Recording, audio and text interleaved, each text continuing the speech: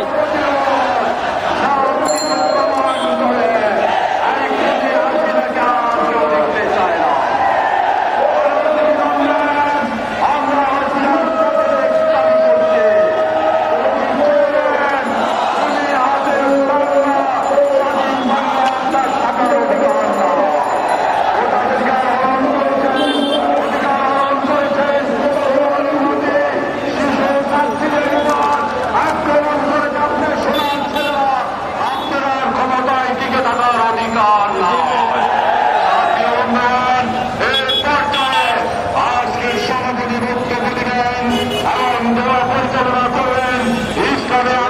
বাংলাদেশের সংগ্রামে আমির মুফতি সৈয়দ রেজাউল করিম পীর সাহেব চরমরাই।